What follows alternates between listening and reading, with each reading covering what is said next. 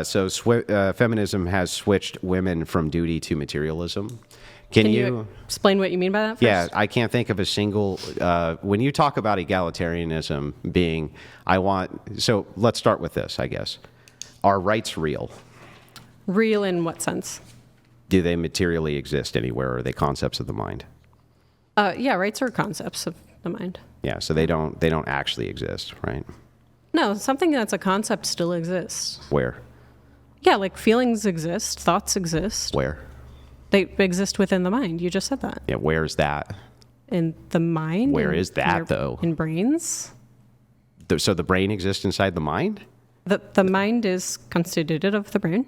The brain is the mind, then? That might be a semantic thing, but I'm fine with saying however you want to parse out those terms, that yes, concepts come from minds. Minds either are or come from brains. Okay, so, is the mind the brain? Look, that's a complex question I don't have the answer to. I don't either, so I just want to make sure that I understand where concepts exist. I mean, look, if you just want to say the brain just for simplicity, that's fine. I'm not sure, are you well versed on philosophy of mind or something? Is that I'm not trying to move you into philosophy of mind. I'm just trying to ask you about rights being a concept, because when I say that they're not real, you say they are real because concepts are real. Right. But I don't understand how concepts themselves are real. Yeah, they're real as in they're, things that are from the mind. Okay. So thoughts you wouldn't say a thought is not a real thing. A thought is a real thing. Well, when you say objective or subjective, what do you mean by objective or subjective? I didn't use those words, but usually in philosophy, objective means mind independent, and subjective means mind dependent. Okay, right. So concepts, then, they're dependent on a mind? Yeah, of course. Okay, so they don't exist absent a mind? They don't exist absence of minds? No. Okay, so if all human beings were gone, rights would not exist because the concepts would be gone, right? Well, I didn't say human minds. There could be, some alien, the xenomorphs or whatever, come down and they have their own concepts of rights. Then, yeah, I mean, that's still a mind. They have rights, etc. Yeah, no, sure. If there was aliens, they okay. Just to clarify, it's not just human minds. It is just, minds that can conceptualize of rights. Whatever those minds are. Sure. Yeah. Okay, got it. So when we're talking about rights, though, they don't exist in any sort of material reality. That question hinges upon the, is the mind the brain or not? You can't taste them, touch them, smell them, see them, that kind of thing. Sure. No, of course not. Yeah. Okay, got it. So rights, for all intents and purposes, are just things that we make up. Sure. That doesn't make them any less real. Well, I guess we're going to have to clear this up again then. Real how? Is a unicorn real? Well, as a fictional concept, yeah. As a concept, it's real. As a fiction, just to be clear.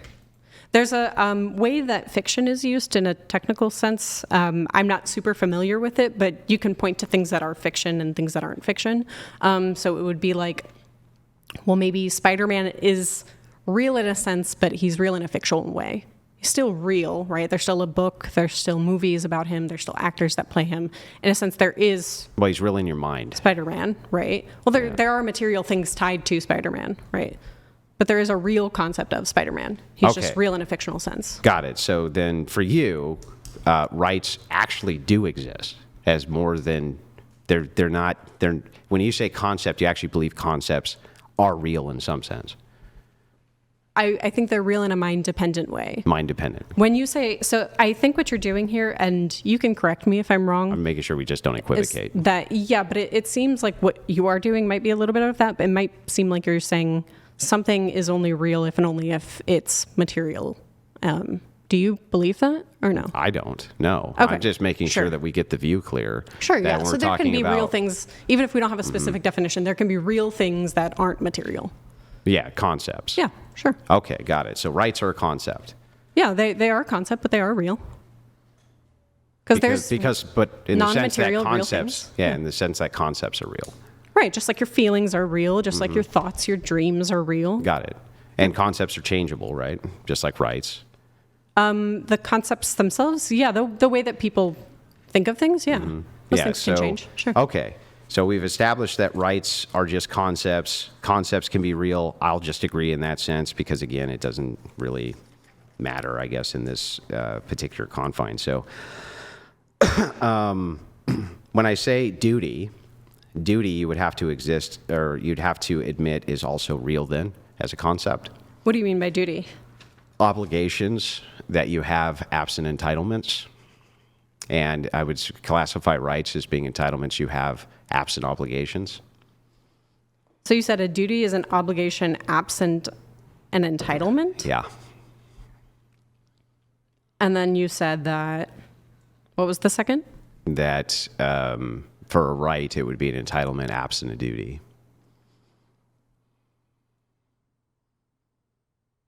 Okay. Yeah. So I don't actually see any duties women have in modernity. None. Like no actual duties. Duties to what? Anything. You don't, like in a moral sense or? No, in any sense. So I see a lot of entitlements, rights, entitlements absent duties. So you have the right to vote, no duty to vote, right to own a gun, no duty to own a gun, right? You have the right to incriminate or not incriminate yourself, but no duty to incriminate yourself or not to incriminate yourself, right? Every one of these rights is an entitlement. There's no duty which comes along with it. So I think that in a time before feminism, let's say, especially the 1900s, that instead of women and men in this case moving towards a materialistic outlook, they focused a lot more on duties instead of entitlements themselves. And I think that has been very bad for society, the focus on materialism from feminism. Okay, maybe just to get more clear on that term duty, being an obligation absent entitlement. What you're saying is that, somebody should act or needs to act, right, without being given anything to act? No, they could be given orders to act. That could be considered a duty. Not what I'm saying.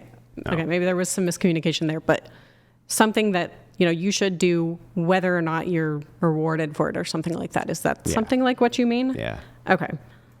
So some obligation to do, some obligation absent entitlement to perform X action. Okay. Now, that's not a perfect definition, but I think it's a workable one for the purpose of the conversation.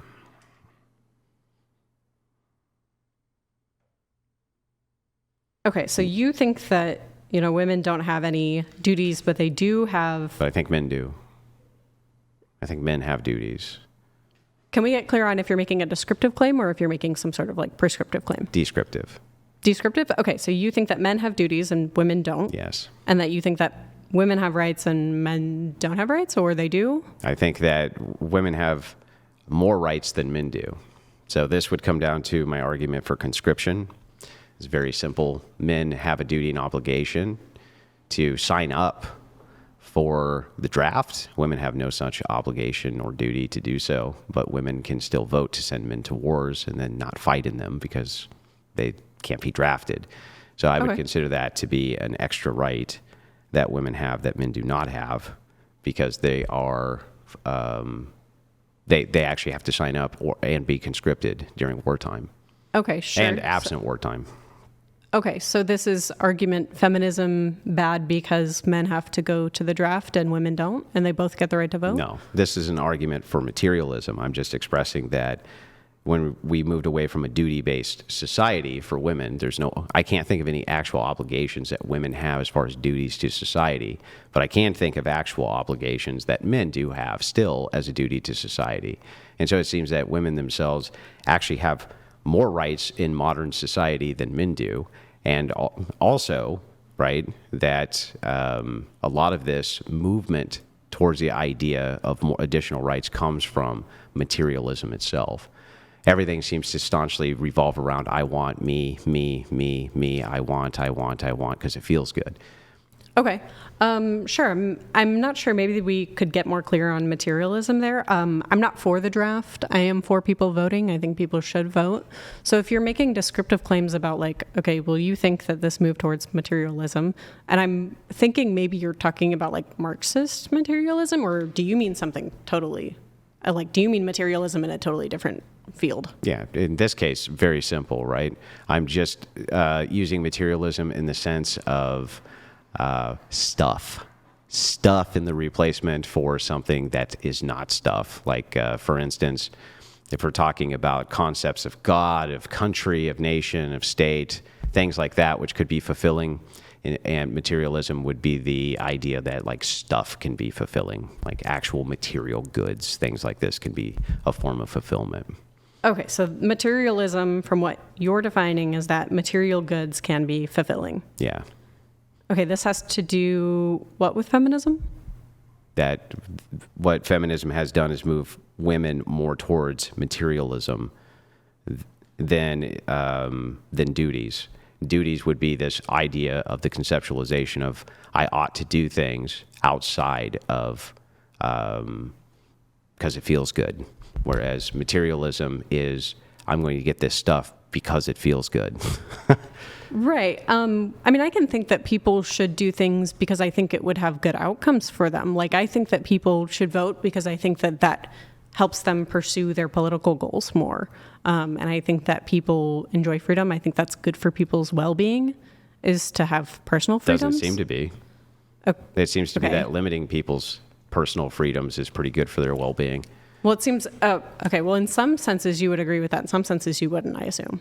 Yeah, in some.